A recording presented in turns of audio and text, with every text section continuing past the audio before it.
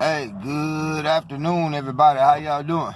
This your boy, Rob Thomas Jr., and this is the real news behind the news. Oh, yeah, again, today is March 20th, 2019. And in this video here, we're going to be short and brief, but we're going to talk about a real serious issue, like we always do. Again, we here at the real news behind the news, we believe more so in informing the people, bringing information more opposed to entertaining people. You can get entertained anywhere, man. All you gotta do is just go outside and look at some of the characters in your neighborhood around here in America, and you will definitely be entertained. But we try to inform the people, man, and we want to talk about an issue that a lot of people may not understand, and it's police brutality. Wait a minute, everybody that's black say, we understand police brutality and all that, but no, it's different. One of the main reasons why we talk about international issues is because the basis of white supremacy, although we experience it here in America, the roots and tentacles stretch out far beyond America. The things that they do overseas are basically implemented here in America in subtle ways. Case in point, our subject for this moment, police brutality. Most people in America have no idea that your police departments here in America are being trained by members of the IDF. A lot of your sheriff departments throughout America actually go to, members of the sheriff departments go to Israel and receive training. How's that relevant? Well, you have to understand what Israel is doing to the Palestinians.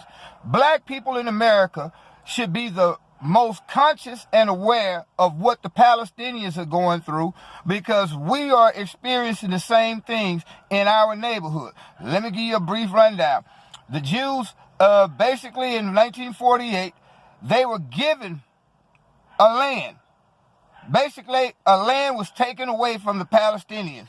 And the so-called Khazarians, they're really from Khazar, who took the title of Jewish people. They really Eastern Russian people. Yeah, that's who those people in Israel really are. But they're claiming to be the chosen people. When in reality, in 1948, these people who had migrated throughout the world and who came through this Holocaust. Wait a minute, man. Let me close this up. This sunshine is beaming hard. Hold on, y'all. Give me a second. Let me take that sign off. Close the sun. All right, but let me get back to what I was saying. Hopefully that makes things a lot better. But anyway, these people had migrated. Well, after the war and after the Holocaust, they eventually petitioned the United Nations to create a state. Now, throughout that term, there was quite a few places that the United Nations was saying, okay, we'll give y'all this place as a form of sanctuary, I guess. But anyway, make a long story short, they wind up giving them the land of Palestine, because they said that we're God's chosen people, we deserve to be in Israel. So from that moment on, Israel has been occupying Palestine. Basically, stole these people's land. Now, what you have in Palestine today is basically an open-air prison. You got almost 8 million people, man, trapped inside. I don't know how to put it in square miles, but just say a place the size of Rhode Island, half of Rhode Island, you got 8 million people trapped in there in a prison. And Israel today is one of the world leaders in producing arms. How do they get that technology? How do they get that experience? They use the Palestinians to experiment on. Basically, what they saying Hitler did to them in the Holocaust, they're doing to the Palestinians. Now, the Israelis are slaughtering those people over there. The Palestinians don't have no say-so. They're able to shoot them folks down at will and not face any consequences. Sound familiar, black people in America? That's what's really happening. Your police department are being trained in the same apartheid and oppressive tactics that the Israelis use to suppress and keep the Palestinians under an apartheid and oppressive regime. The Israeli government. Now, we're not talking about the Israeli people, and I don't want nobody to sit up here talking about anti-Semite. No, because first of all, the Palestinians are Semite. I am basically a descendant from that area. So in a sense, it's not anti-Semite. It's anti-Israeli criminal government who has basically now made it illegal for Palestinians to pretty much have any right, because just last week they came out and said Israel is for Jews only. It's a Jewish state only. Do you know that the United States government is passing laws right here in America that's going to prohibit you from even speaking out against Israel? Think about this. You will be able to say anything about any person in your government, all the way up to Donald Trump. You'll be able to call them any kind of name, say anything, because you have freedom of speech. But they are literally passing laws. Matter of fact, the first bill that the House of Representatives brought forth this year, while they shut the government down, had all these people off work, they sit up here worried about $5 billion for a wall. But the first bill that the House of Representatives tried to pass was to limit your voice to protest in the BDS, Boycott, Divestment, and Sanction Movement, which is a movement to protest and boycott Israel, plus telling American companies that the only way that you can get certain government contracts is you agree not to boycott against Israel. So Israel basically, even though it's way over across seas, basically we here in America, especially the black community, experiences its oppressive apartheid regime and practices on a daily basis. But most people don't know that because we're too busy watching the basketball games, the football games, the rappers and all this. And guess what? A lot of those people who own the basketball team, the football team, who own the rappers, who owns everything that you see on television, hear on the radio, see at the movies, basically all your social media is owned by those people. So they are able to create a narrative that portrays us and depicts us as savage animals who deserves to be shot down in the middle of the street. Same thing that they say. They literally tell you in the country, look at Benjamin Netanyahu, he will literally tell you that the Palestinians are animals who deserve to die. And this is the same attitude that you see here in America. So when we talk about international issues, we talk about those international issues from a point of view of how they relate to you here in America. Again, now let's go, we're going to do a separate video on Venezuela because, again, it goes back to the system of white supremacy and fascism, commercialism, and capitalism. But that's a whole different story. But back to Israel. Now, again, we don't judge the people, the individual citizens of Israel, although they have been indoctrinated so much over the last 70-some years to the point that they are actually taking advantage of the situation, the helplessness of the Palestinians. Think about it. Over the last few weeks, over the last few years, the Palestinians, they go to the Al-Aqsa Mosque. That's where they worship. That's close to, I think it's so close where the Dome of the Rock is at. Lately, the Israeli police have been hindering those people from going to worship in their mosque, in their traditional worship. But they're allowing Jewish citizens to go in there and desecrate that mosque, performing Jewish rituals. They're actually allowing Christians to go in there as an open mockery to the Palestinians. I know black people here in America, we got a lot to go through. We've been through a lot. But we should take an interest in the plight of the Palestinians and understand what they're going through.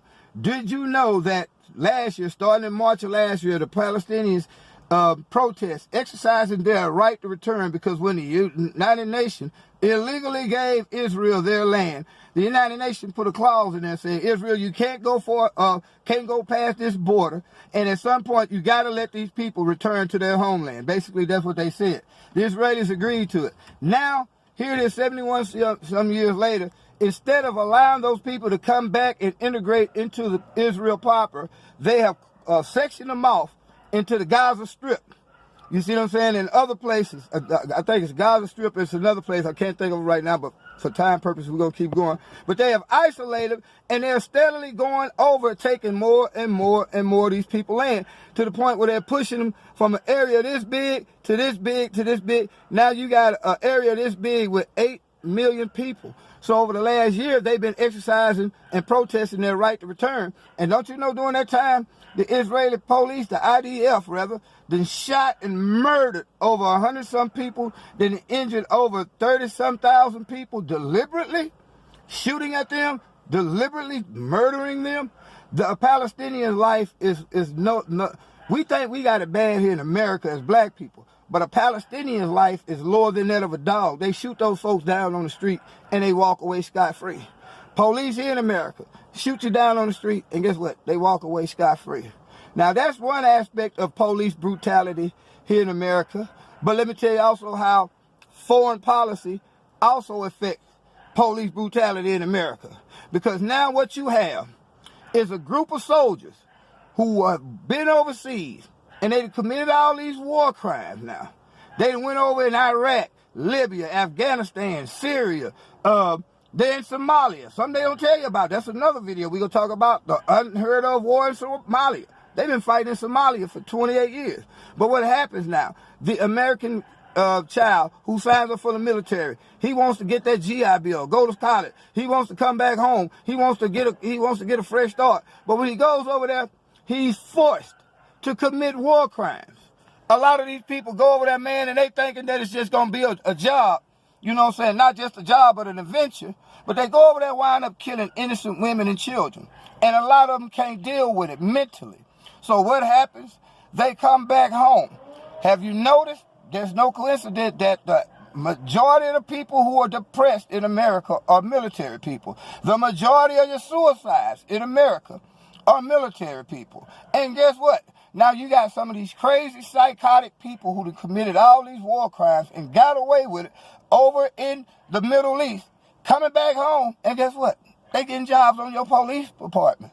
So now you taking these mentally ill people who basically should be in an asylum dealing with post-traumatic stress and all those crimes war crimes that they committed on these people. They should be in asylum, but guess what they're in your neighborhoods patrolling. And some of our neighborhoods look like some of the same shit that they got overseas. So now they come here and they see some of the same shit overseas, they quick to kill you because they've already killed people and had no consequences. And 9 times 10, once they kill you here in America, they suffer no consequences. It's crazy, but it's true. International issues affect you here in America on a day-to-day basis. But you will never know what questions to ask as long as you're watching the mainstream media and television. Because they're going to paint the military out to be this great institution of pride and heritage and honor, when in reality your military is nothing but a bunch of thugs being pimped out by a bunch of dope boys. Your politicians ain't nothing but dope boys, criminals, you know what I'm saying, and mafioso types. Your military is being used for nothing more than to help the corporations rape and rob other nations, other inferior nations of their natural resources. That's what our military is being used for. And that's what's happening with the police departments. They're putting these crazy people, I don't want to call them crazy because all veterans are not crazy, but those mentally ill, come on, you got to be mentally ill right now to want to be a police in America with all this shit that's going on, man. But at the same time, if you got away with all those crimes over there across the water, and you see you can come over here and get away with all them crimes, why would you want to stop? If you like killing people, if you like brutalizing people, hey, go to Israel and become a police or come to America. But that's what's happening here in America. Your police departments have been corrupted and infiltrated by the IDF. And now what you're seeing is a bunch of paramilitary organizations running around here allowed to slaughter people and really don't face no consequences. Notice this. You notice over the last 10 years how heavily militarized your local police department got, no matter where you at in America. Notice how militarized your sheriff's department had got. They done went from wearing just, you know what I'm saying, the black and blue uniform when they show up on the scene. Now when they show up on the scene as SWAT teams, these motherfuckers coming in looking like some military cats out of Afghanistan. Why is that?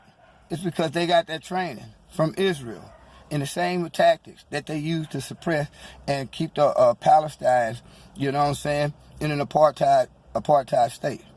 This is the reality of what we're dealing with, man. It's crazy, but it's real. Hey, I'm gonna go ahead. I gotta go. I'm in between jobs right now. I gotta go take care of something real quick. Look at another little job.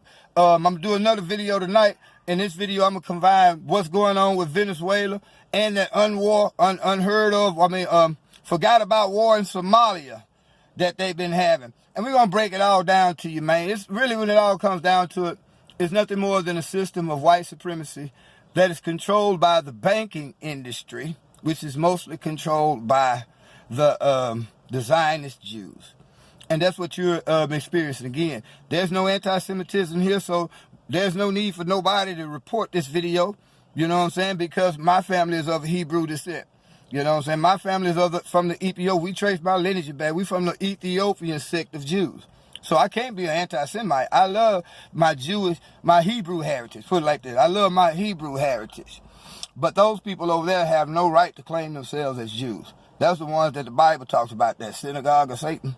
That's really who that is over in Israel, because God's people don't treat other people like that and then teach other peoples in other nations how to treat their people like that. Hey, this your boy Rod Thomas Jr., man. Y'all share this video. Hit the like button, though, man. I'm glad that lately we haven't been getting that many views because we haven't been doing our videos consistent enough. But when we do our videos, people respond with comments and they hit that like button. You know, hit the subscribe button, the like button, but also hit that notification button, because we gonna find time. No matter what time it is throughout the day, we're going to find time to do at least one 10-minute video. It would help if you all leave comments and suggestions about the type of subjects y'all want me to talk about. And again, we like to keep our topics on national and international issues of relevance to our day-to-day life. When I say day-to-day life, that means the empowerment of black people, the economic freedom and empowerment of black people, the progression of black people, but most importantly, the unification of black people into one true consciousness. Because you got a lot of these conscious Negroes on here with all this black power shit, man. Really, man, they just as worse as the people who they preach against, man.